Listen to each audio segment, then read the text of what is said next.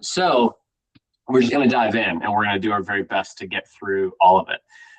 So the topic of today's conversation, and I'm framing it as a conversation because I'm hoping that all of you feel comfortable enough with us to jump in and ask questions, push back, and just have an open dialogue here.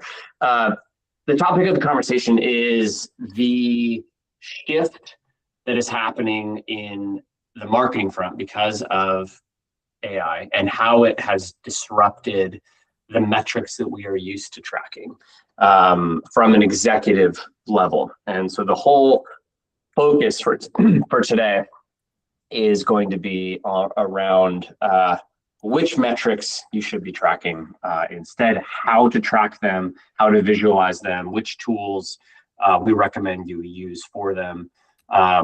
To kind of set the stage here, this topic is geared more at the executive level, responsible for managing a marketing function. This is not meant for the demand generation lead responsible for running the day-to-day campaigns. For those of you that don't know me, I'm Alex Biale. I'm one of the two co-founders here at Domestique. I've spent my whole career in different go-to-market roles, mostly on the growth and operation side. So this is a topic near and dear to my heart. And I am joined by my partner in crime here for today, Angus Robertson.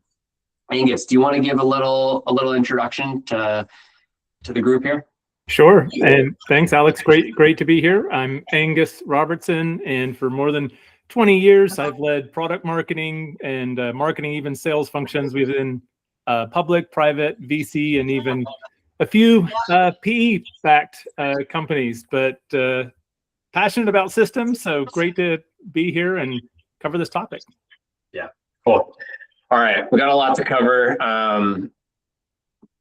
Jump in with questions along the way. I want to start with the three structural shifts that we have seen over the last few years, and why it highlights a gap likely in your CMO dashboards.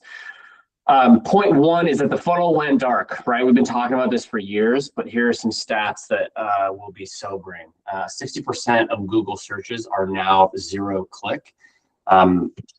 I was literally talking about this with my parents the other day, how they were using their iPhone, looking up some, recipe online and realizing that they're not actually clicking on anything there anymore. They're just looking at that initial AI overview. That's happening for everybody. That's made a huge difference. The second thing, which is a little bit more sobering, specifically for the B2B folks on the call and watching the recording, 70% of B2B buyers have made a decision, or at least done a fair bit of discovery on you and your category before they ever talk to sales, before they ever reach out. That didn't used to always be the case. And so these real conversations are happening in webinars like this, podcasts, Slack groups, events, peer-to-peer conversations. All of that is impossible to track. The second is content used to be this, highly specialized skill. It still is, but AI has made that publishing free. Now, I have a little bit of a content marketing background, and so I still believe that human-generated content will always win. And maybe I'm a sentimentalist there. Maybe I'm completely wrong. But I'd like to believe that the buyer can tell the difference between AI slop and human-generated content. But maybe I'm wrong. So trust, authority, and a genuine point of view is at an all-time premium, right? And it's why we're trying to do these conversations here live. And then the final point is around attribution. I mean, it's always been hard. I kind of grew up in marketing operations. It's been difficult from day one, but these days, especially if you're more on the enterprise side, or even if you just have enterprise sales cycles, 6+ months, 18 months, your buyers are touching, over a dozen channels, multiple stakeholders. Being able to determine exactly which touch point or channel source the deal has just never been harder. So if you as a go-to-market leader are still measuring marketing performance by tracking your MQLs or impressions to your ads or traffic to your website, you're likely not getting the full story. Angus, you're a high-end fractional CMO. Does any of this resonate with you? Does any one of these 3 points cause you or your clients more or less pain these days? Yeah, I think they're all absolutely accurate. The funnel went dark. I mean, we know that. You've got some stats coming up that show exactly how dark it's gotten from a SEO standpoint and the impact of AEO.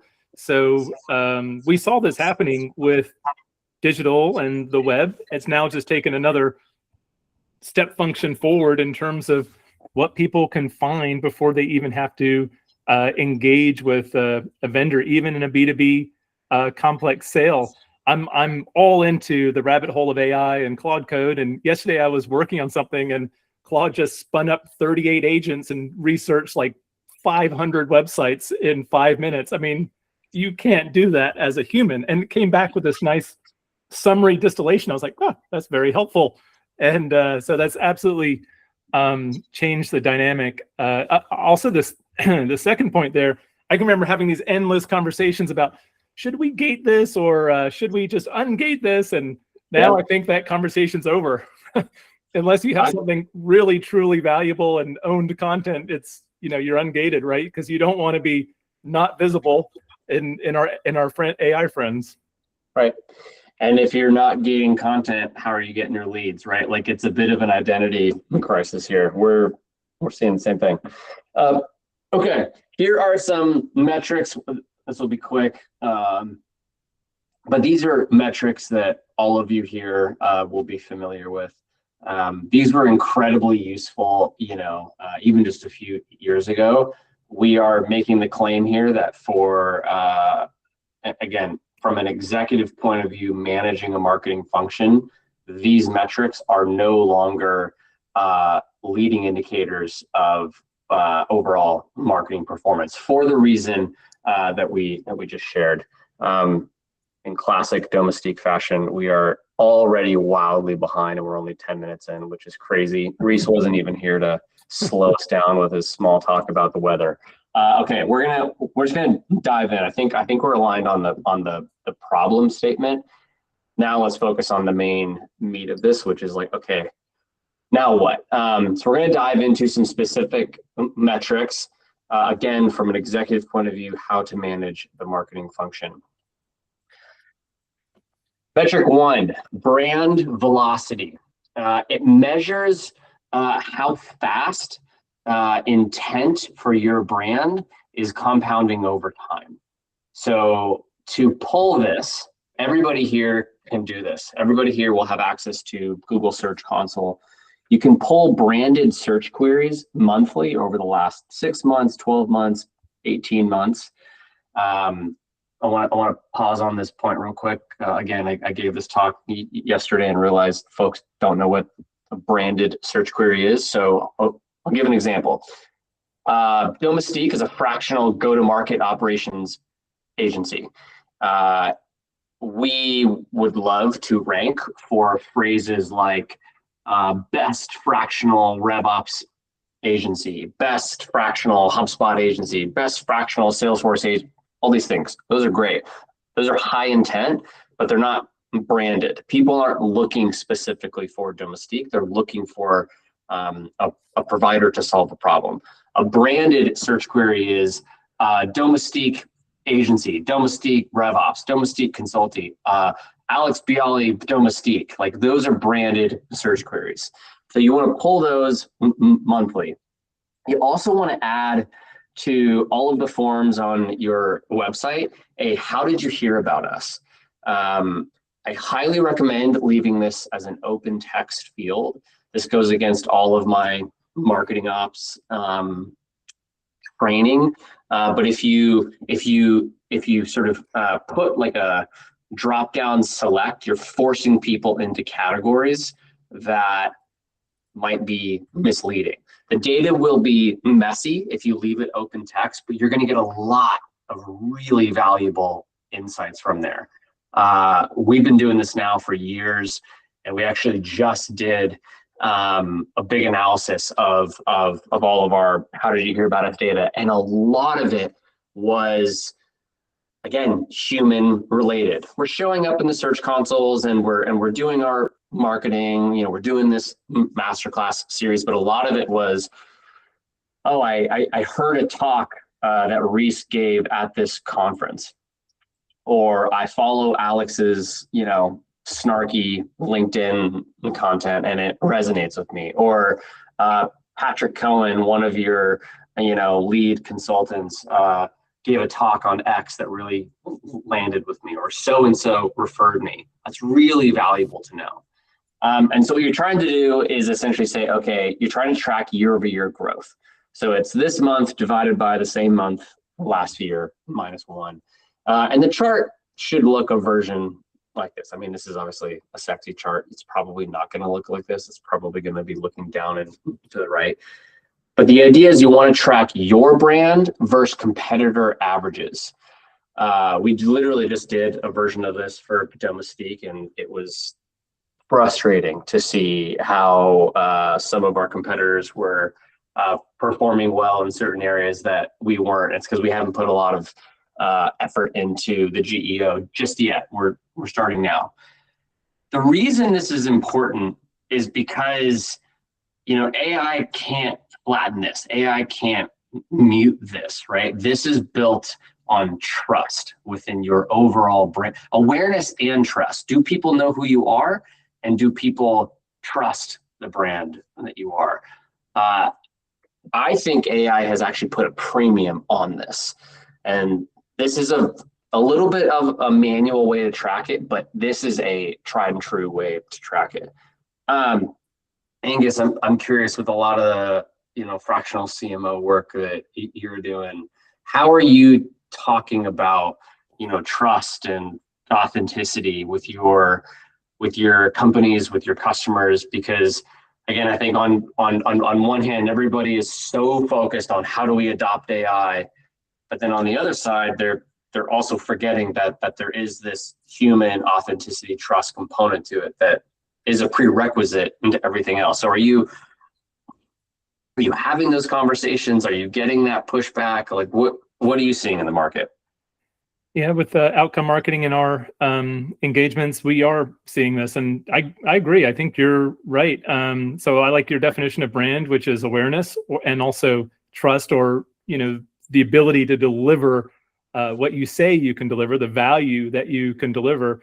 And I'm a big fan of this kind of metric. It's extremely effective because it ties into LTV CAC. If you have your customers happy with you, they of course know you exist, but they're happy with what you're delivering to them across product or service, and they're so happy that you know, in the sort of classic Jeffrey Moore definition, a market is a set of customers with common pain points, but most importantly, they talk to each other.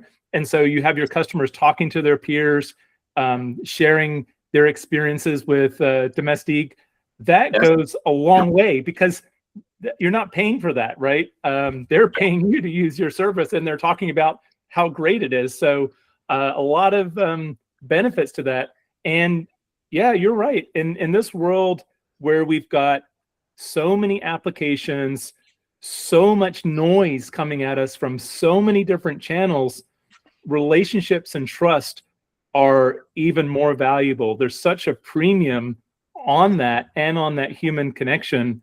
So yeah, I think it all ties back to this brand.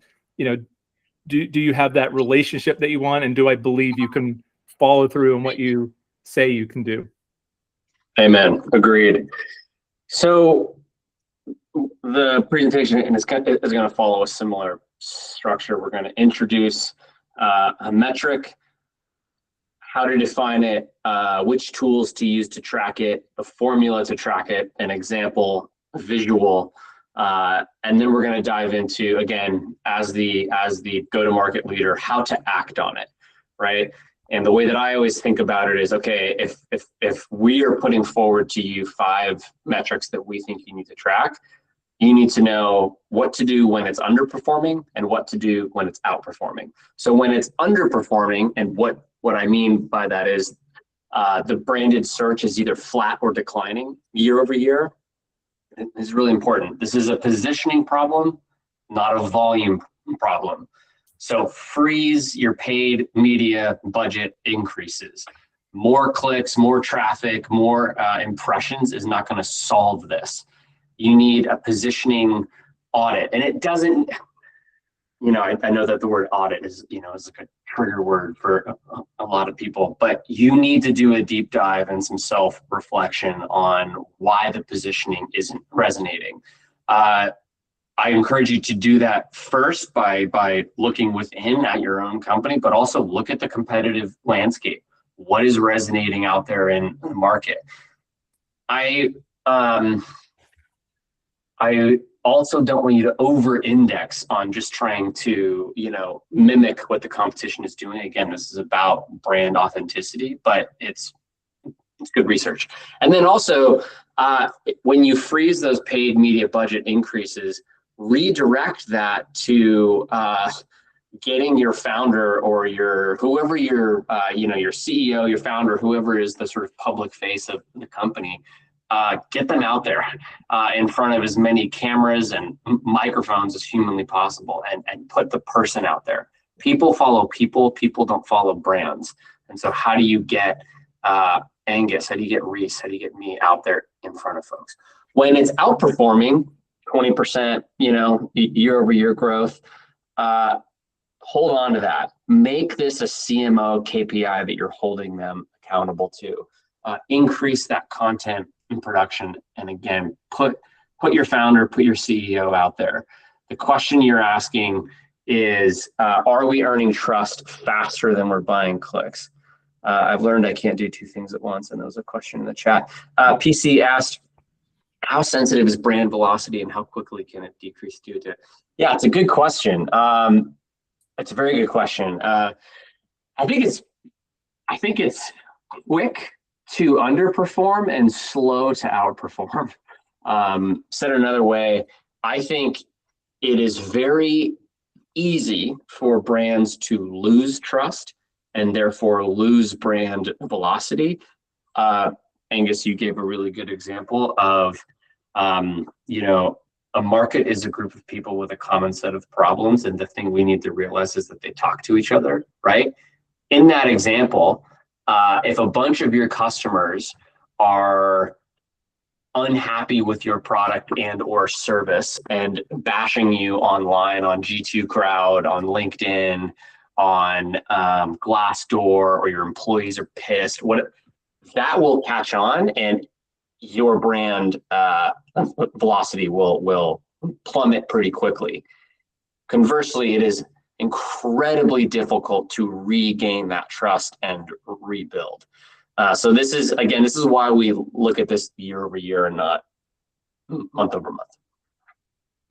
Yeah, very good question.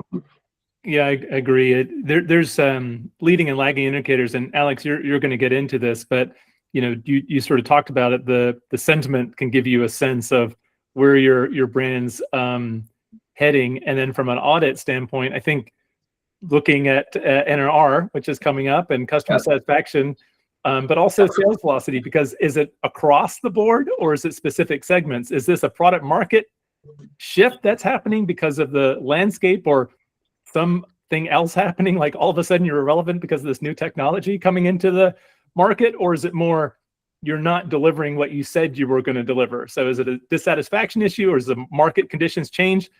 I'm sure there's some other things, but those are the 2 that come to mind. I don't know, Alex, if you have any other thoughts there on.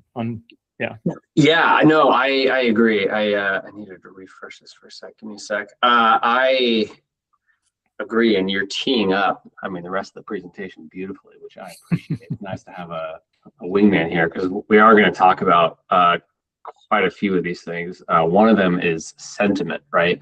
So everybody here, I imagine, is getting their teeth kicked in right now by GEO or AEO. So this is your AI engine presence, right? This is the new SEO. It's our bet that within the next 12 to 24 months, this is going to be one of the most important metrics for marketers. So what you want to do is, so what this measures is when buyers go to the large language models, ChatGPT, Claude, Perplexity, Gemini, whatever, and they ask about your category, does the LLM mention you? And Angus, to your exact point, do they mention you in a positive way? And so how to measure it, right? Pick 20 high intent buyer queries within your category. We gave a few examples earlier. Run them across all these different large language models. And then it's the citation rate that you're trying to get to. So it's the number of mentions divided by the number of queries, tracked per engine. I think doing it per engine is important because they're all slightly different. I have to admit, I'm still getting up to speed on the exact different models and how they weight, but they are different. The other element you want to do here is track this for your top competitor. It will be a sobering exercise to realize how far behind you are or how little of a lead you have. And then Angus, your point that you brought up and that you really encouraged us to include in this is also the sentiment of those mentions. Fully admitting this is a bit subjective, but it's incredibly valuable. How many of them are positive? How many of them are neutral? How many of them are negative? This is one of those things that like right now might feel like a little overkill.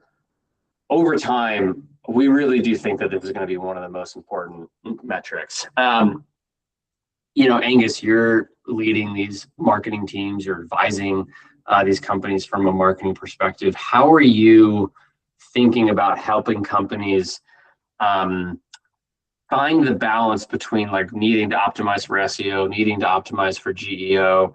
How are you helping them navigate that question? Because I imagine you're getting the question a lot of like, hey, what do we do about GEO? Yeah, it's absolutely an opportunity to engage customers and prospects, and this is an area I'm passionate about. So we dove in and actually built a AI diagnostic and an application that's essentially an agent. But it looks at the competitive categories. So you plus 3 or 4 competitors across a number of digital dimensions, but one of them is the AI visibility. And it looks at how you and your competitors are described, individually, but also against each other. And then it also queries Gemini, Claude, and ChatGPT. And you're right, the models are very different. For example, Gemini, you've got to choose the different models, right? And then the models act differently. So Gemini is very grounded in search. Claude is pretty weak when it comes to search, but it's very good at analysis, whereas ChatGPT is kind of in the middle. So you'll see differences between the different models. And of course, different users, like engineers, are much more, well, Claude's just getting lots of traction all over the board. But part of that is we analyzed 5 million data set of 5 million ChatGPT queries to look at what do commercial queries look like, and then it takes that competitive set and the SEO questions that people are asking in that competitive set and creates 18 queries against those 3 models. And it's pretty interesting what comes back. I mean, the models can be pretty candid about, I've never really heard of this company. They might be, I mean, it's pretty entertaining sometimes. And also when they compare them, I think, when we talk about democratizing intelligence, some of these LLMs are pretty darn intelligent in how they describe, one particular vendor and how they compare to another. It can be pretty interesting to see those kinds of results. But I agree with you. I mean, it used to be pretty simple. It's like, have good content, do your SEO thing. And now you've got, okay, I've got paid, I've got, SEO, which is kind of declining. I've got the the search stuff I have to worry about. Okay, I have to worry about the make sure I get visible and mentioned in the AI models. Oh, and then I have to worry about that for these top of funnel information queries. They'll never even come to me, but I'm just hoping that they'll have me in the back of their mind. So it's sort of a big challenge and opportunity as well. And the companies that are able to navigate all those different things are going to have an advantage. But a lot of it is just changing so fast. It's just the speed and staying on top of it all. Yeah, I agree. My AirPods. There's a huge tractor driving right. We don't hear the huge tractor, so you're okay. All right, good. We live here on a working vineyard and farm, and so they're doing a lot. So apologies. I agree with that. You said something that I think is really important, which is this can feel daunting right now, and it's a little bit of like, okay, do I go all in on GEO? Do I keep the folks that start the work now are going to be ahead in the 12 to 24 months. Whereas if you wait, that lead between you and your competitors is going to be incredibly difficult to close. I strongly agree with that. So again, how do you, as a go-to-market leader, act on this? We think that if that citation rate that we just talked about in the LLMs is below 30% or just trending down, it's a little bleak, but you're going to be invisible to this next generation, this next cohort of buyers, right? So you need to do a GEO audit. We are actually in the middle of doing one right now with a phenomenal firm that I really trust and respect called First Page Sage. This is an unpaid advertisement. They're just killer. They're in the middle of doing it for us right now, and again, it's a sobering exercise. But it's very helpful, and we are excited to be diving into it. Restructure your pillar content, right? This is something too, right? Angus, to your point around like you used to be able to write these thoughtful blogs, and now you need to think about how the LLMs think and how they score your content, right? Clear answers, having an FAQ format, right? And finding a balance between optimizing for the LLMs and then being your human true self, right? And so the way that we're doing it is like there are certain pieces that are very clearly like for the LLMs that we're trying to put out, and it's more checklist style worksheets and downloadables for our community. But then there are other just kind of snarky pieces that we'll write just because we want to, and that's kind of our whole little brand here. So finding a way to do both. If your citation rate is high and or increasing, don't take that lead for granted. This is incredibly fragile. We're recording this on June 11th, 2026. I mean, give it 6 months and your competitors are going to be catching up.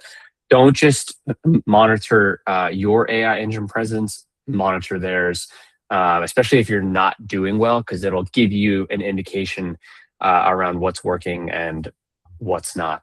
All right, I'm gonna keep us moving here. This is one that is near and dear to my heart as a go-to-market operations guy. I imagine everybody here is going to be familiar with this, but we've added a layer to this that I think will be really helpful. Pipeline quality, not just quantity. We talked earlier about sort of shifting away from only reporting on marketing qualified leads, and we're adding a couple of elements to this that I think are a forcing function to making sure that you're holding your marketing team accountable to the right metric. So we're talking about the dollar value, not the unit count, the dollar value and the conversion profile of your opportunities by channel. This can be done in whatever CRM you're using, Salesforce, HubSpot, Google Sheets, whatever. Your ops person will be able to do this. You also want to be looking at your weighted pipeline, not just the total unweighted. That doesn't mean much. Weighted pipeline summed up by source, right? So in this example, right? We're looking at inbound, self-reported form analysis, outbound SDR, partner referral, paid search.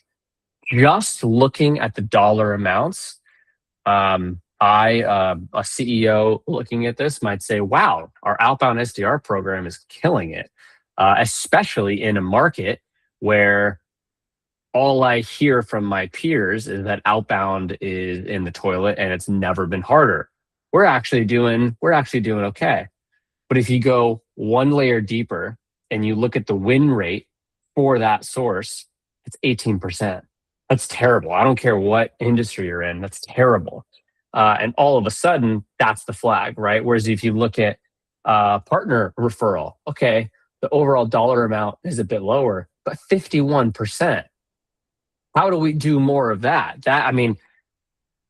Partner programs, in this example, is a muscle you have to develop, and especially if this is an underdeveloped program, it's like lean into that, right? So it's not just shifting from MQLs to opportunities. It's shifting from opportunity count to weighted dollar amount, and it's not just doing that. It's slicing it by source, and it's not just doing that. It's adding in the win rate layer. So it is a few extra steps, but it gives you a really clear profile into what's working and what's not working. The other point that I want to make here that can be a little controversial, I guess, is this matters a lot for when you're having the compensation conversation with your heads of marketing, right? If you're head of marketing or demand gen or CMO or whatever, right, wants to be comped on something like marketing qualified leads, that should be a red flag. Hold them accountable to a metric that you can't game, right? You can game an MQL by tweaking definitions and lead scores and whatnot.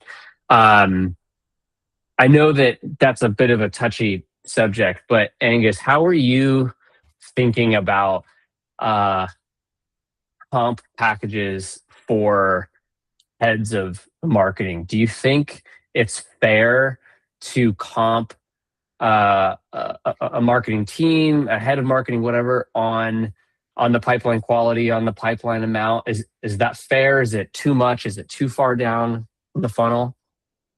I completely agree. It depends on the size of the company and also whether these folks are managers or directors. But, for example, if you're a CMO at a pretty decent size B2B tech company, you can expect, I would say, 20 to 30% of your comp to be variable, or maybe even a little bit more. And a chunk of it's going to be EBITDA, maybe close to half, but then the other chunk will be pipeline or bookings.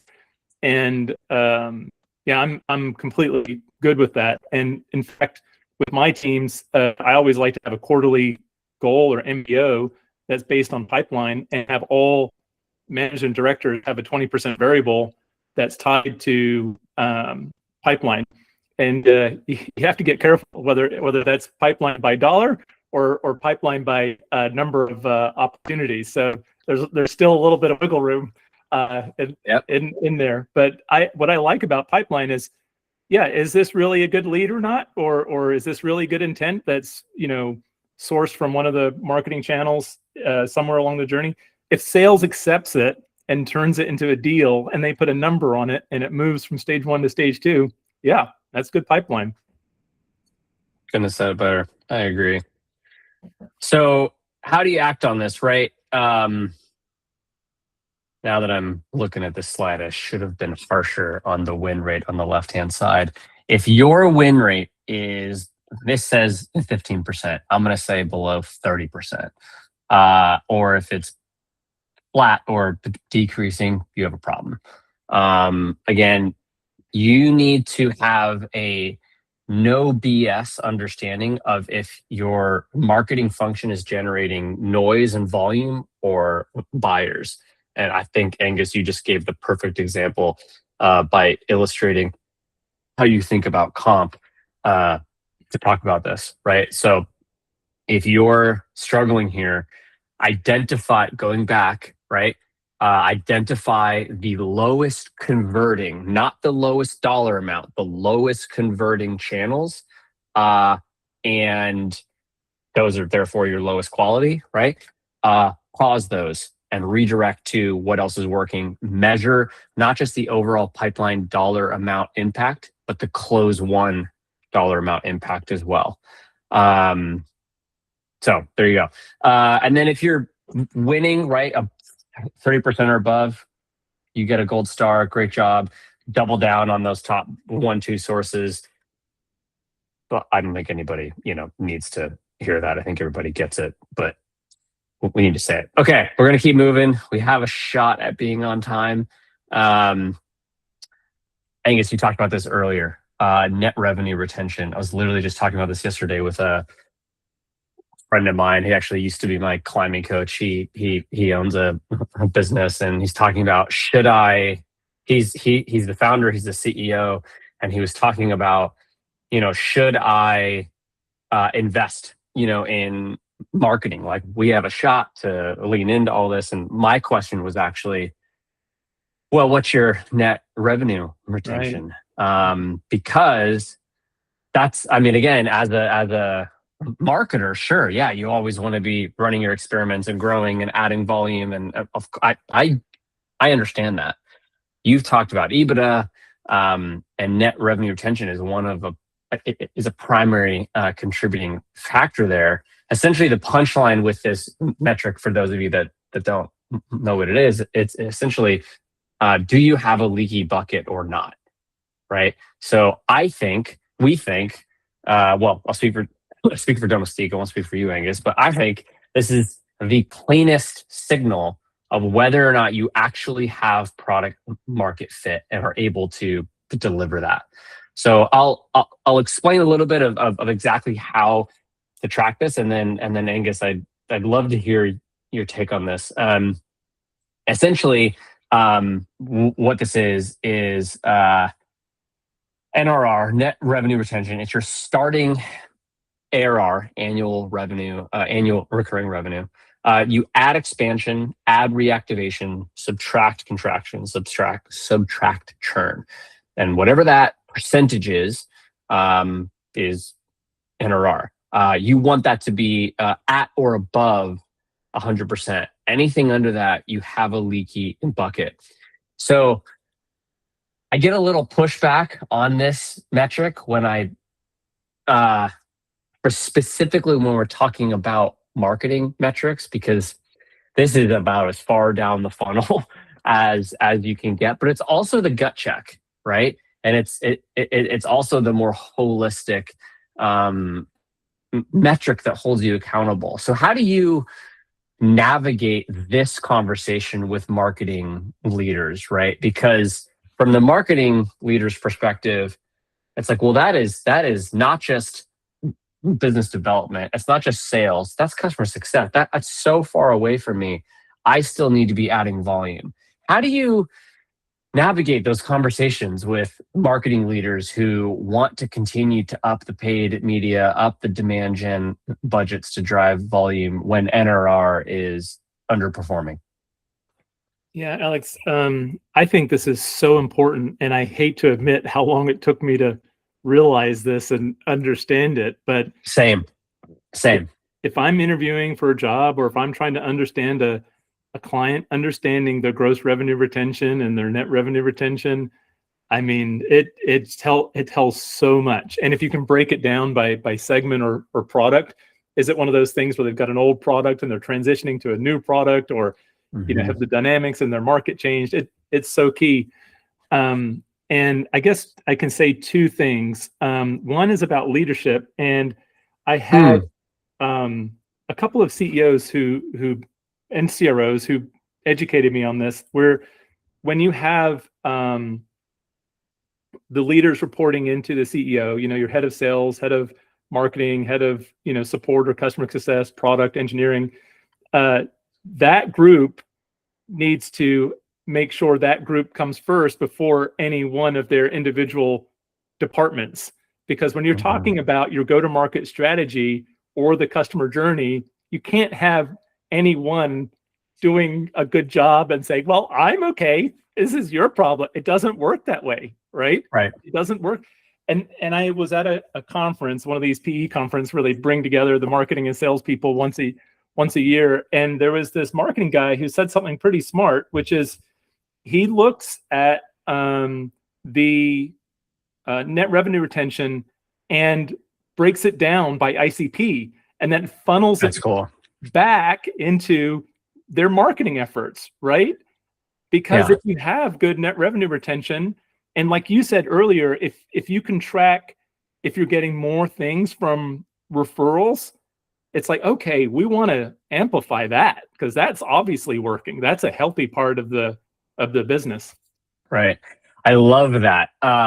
I love that. We've seen only a couple companies. We've almost worked with like 300 companies now, which is crazy. We've only seen a couple that have been able, that have been mature enough to get to that level of analysis, which is not just consistent tracking of net revenue retention, but it is also segmenting it by a subcategory. I hadn't thought about ICP, but I'm going to steal that and pretend that I came up with it. How we talk about it is also by channel. Right. But I think ICP is actually the smarter way to do it, because if you're doing it by channel, you still could be attracting, any ICP within any channel. I like that idea. That is a nugget that I'm going to hold on to and pretend that I came up with. That's great.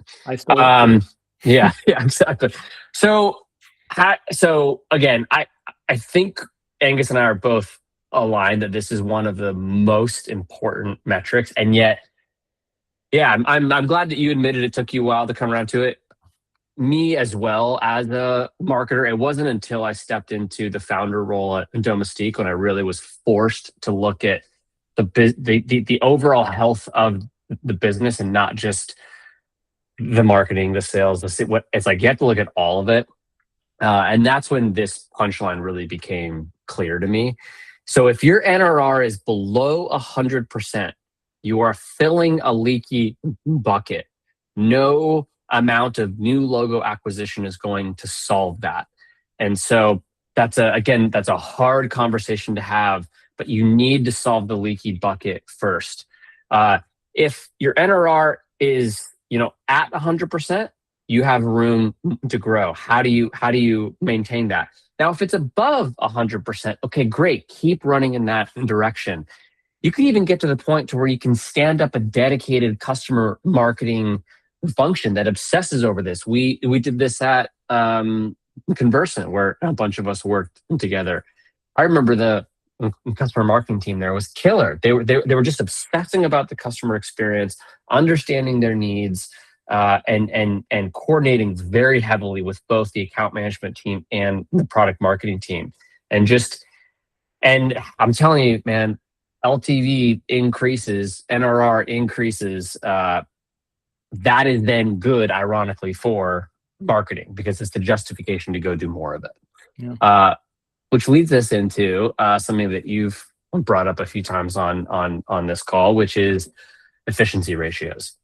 If you and I rewind the clock, and if we were giving this talk and having this conversation in 2019, I have to admit I don't know that these numbers would be on here. At least not for me, because it was all growth at all costs. It was growth at all costs back then, right? Money was not free, but man, it was easy to come by. And these days is the opposite. It is ruthless. These boardrooms are tough, and it is all about efficiency and being able to back it up and prove it. And so this is a little bit of a cover your ass metric for marketing leaders. So we think these three ratios, though they're not very sexy, are crucial for your ability to tell the story, to be able to go do and make the bets that you want to make in marketing. So CAC payback is actually, we track this in a number of months. This is one of the first things that we look at whenever we start working with a new customer. We dive in immediately and understand CAC, payback, and LTV to CAC. Those are two numbers that are really important to us. So it's your CAC divided by monthly ARR times your gross margin. Essentially, how long does it take you to pay off that customer, right? Is a way to think about it.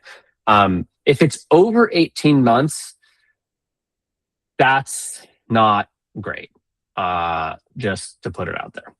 The magic number, I don't know what other people are calling this. This is what we're hearing it called by investors, by PE, by both private equity and venture capital. Maybe somebody else knows a different phrase, but we're hearing it referred to as the magic number. And it's essentially, it's new ARR, annual recurring revenue, this quarter times 4. So new ARR annualized divided by the prior quarter sales and marketing spend. We like this metric. We think it's valuable. The one flag here, and I'm even like calling us out a little bit with this, the one flag here is this is only as valuable as the fidelity of the classification of your sales and marketing spend. So I'm just calling that out. And then LTV to CAC. You pushed me on this during our conversation when we were talking about which metrics we should include in here, and you've mentioned it a few times, right? How do you think about helping marketing teams think about optimizing this LTV to CAC ratio? Because it's such a balance. On one hand, obviously you want your CAC to be as low as humanly possible. But these days, a lot of the traditional tactics, like you were talking about earlier, aren't working, right? So how are you having this conversation? Actually, I'm curious because a lot of our customers are having the face yourself in the mirror moment where they're realizing the tactics that they've been doing are no longer as effective. And so they need to run experiments to find new ways to get new customers, but that is increasing CAC. So it's a bit of a bet. So how do you think about advising go-to-market teams on how to think about optimizing or sacrificing LTV to CAC? Yeah, a really good topic. And I mean, most companies are not growing the way they want to be growing. That's just the reality. Right. So we talked about pipeline earlier as a metric for both sales and marketing to work with and partner on. I think CAC is another one of those, right? Because from a new logo acquisition standpoint, how much of the CAC goes to marketing spend versus sales spend? And depending on the kind of market you're in, you might have more salespeople than marketing people, or marketing. I mean, that's almost always the case, but from a sales standpoint, but maybe marketing's, in some scenarios getting a little bit more towards the sales number because there's more of an inbound motion. But understanding, not just how the pipeline is split between sales and marketing, but how is the CAC split between sales and marketing? Because it's a bit unfair to say, okay, marketing, you're responsible for 80% of the pipeline, but you get 10% of the CAC, right? Yeah. No, I've never had this conversation before with anybody. Never. No emotions involved at all. But so understanding that balance, I think, is part of it. And then, as AI is sort of changing things, right? So with AI within marketing, let's say you're in a position where you can maintain your budget or your spend or your percent of the CAC. How are you going to allocate that? That's changing because AI can automate things that couldn't be automated before. Yes, you still need someone who knows content, but you don't need perhaps as big a content team because the analysis and the construction, a lot of that can be done by AI, or building a website or maintaining a website. A lot of that can be supported or augmented by AI. Now, on the other hand, there's other channels that are stubbornly human, like social. LinkedIn doesn't really let AI in the door. Events, that's about people talking to people, and referrals is people talking to people. So I think being able to automate some stuff with AI to reduce spend there, then spend more on some of these areas where you can actually engage with humans is an area worth looking into. I love it. We are still pro-human here at For the time being, anyway. and at Outcome Marketing. Exactly. Yeah. Okay, we got a few minutes left. We are, of course, running a little late. We don't have that much left. We're going to move a little quickly through this. Again, I think we just actually had this conversation, right? The punchline here, again, if you're a CEO, if you're a go-to-market leader, the question is, are we building a scalable business? Are we building a scalable business, or are we burning capital, right? And these three ratios help you answer that. So you pushed me to add this metric, which I love. I know that Reese loves. This is his personal favorite metric. He's obsessed about this. He wants us to track this for every single customer, which I agree with. I don't disagree with. But you two are big fans of sales velocity. So why don't you, Well, you talk a little bit. I mean, a variant of this, with the efficiency metrics that you went through earlier. And for me, I use this more from an analysis standpoint, because at different stages of the funnel, if it's marketing, sales, or even post-sales, where is that sales velocity? Where are you getting the opportunities? Where are you getting the win rate? Where are you getting average deal size? What's your average deal size? And then how long is it taking? And you can start to look at your overall sales velocity, but then break it down by, sourced by marketing versus sourced by sales, sourced by this channel, right, or looking at this product or use case, or looking at this, market segment. And then it just helps as an analysis tool to understand where you're doing better and where you're doing worse, and then why that might be the case. Yeah, I love it. I agree. And you're definitely getting brownie points with Reese. Again, he's obsessed with this metric. Okay, few minutes left. We're going to bang through these last few slides here.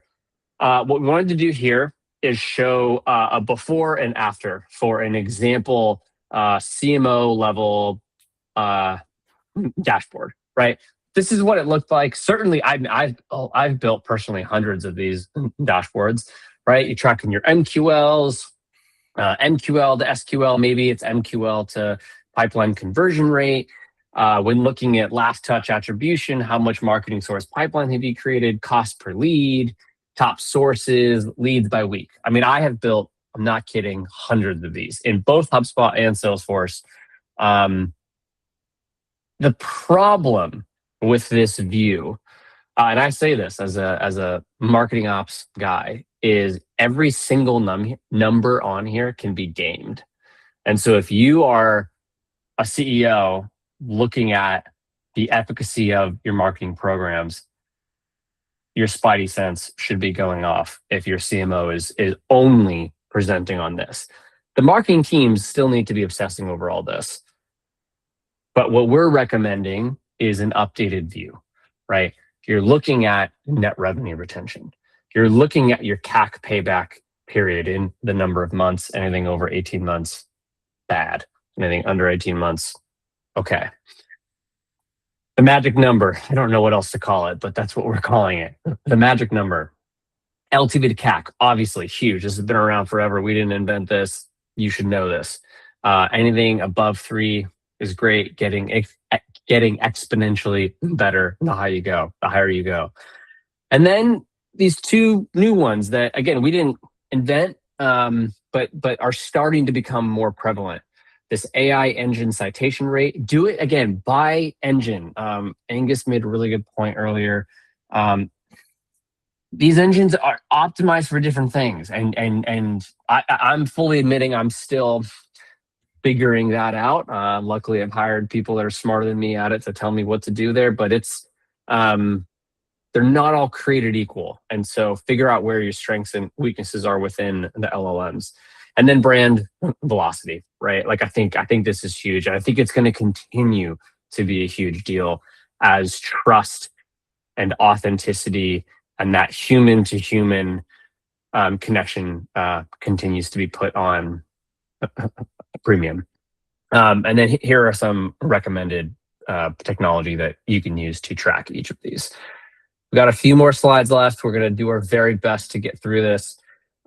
This is the shift that we've been talking about, from activity to inputs, from asking the question, which touch point won the deal, to which portfolio of touch points and engagements correlate with revenue, from this linear funnel to this compounding flywheel. Encouraging all of you to ask your CMOs, your heads of marketing, these 4 questions. Give them time to answer it. There's going to be some legwork that needs to go into being able to answer this. But if they can't answer all 4, you have a measurement problem. You can solve it, right? But you need to have visibility into all 4. So we always try to end these webinars with, okay, great, lots of analysis, lots of healthy debate. Like, now what? This week, there are 3 things you can do that are low lift. 1, kill a vanity metric at the executive level. Again, your marketing teams still need to be obsessive over all the details, but kill a vanity metric. I'm advocating killing the MQL count or impressions. See if anybody notices. Add the 1 question to every form. How did you hear about us? Highly recommend it being open text. You will thank yourself in 3 months. Your marketing ops person, you might need to buy them a 6-pack or a bottle of their favorite beverage when they run the analysis. But they have AI now that can help with that. And then benchmark your AI presence. It might not give you the answers you want. It might be a sobering experience, but do it, and do it now, and then measure that every month and start to, obsess over how to improve it. I know we're at time, but we do have I think we have 1, maybe 2 more points here. Angus, do you want to talk about where and how and why humans still matter here and still outnumber AI?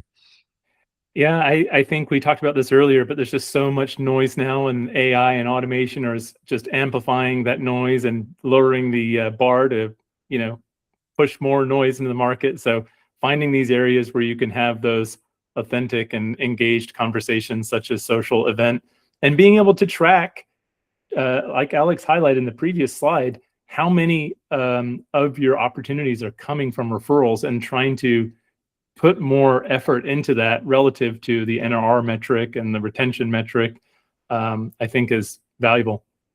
Yeah, agreed.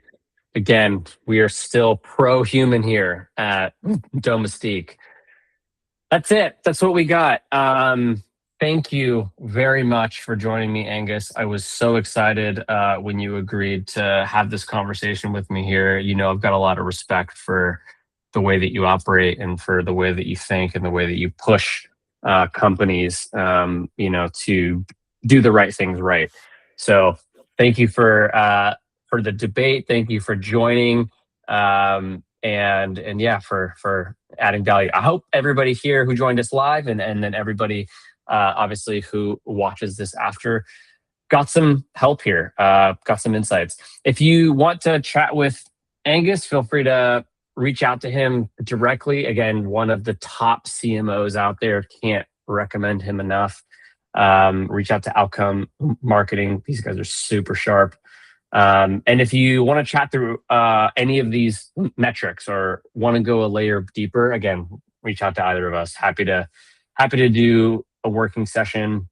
We'll send out the deck so that you can get all the specific formulas as well. It usually takes us an afternoon to get through that, so expect that tomorrow. That's it. That's all I got. We're only 2 minutes over, which it's pretty good. Thanks, everybody. Thanks, Alex. Thanks, Angus. Yeah, it's good to see y'all.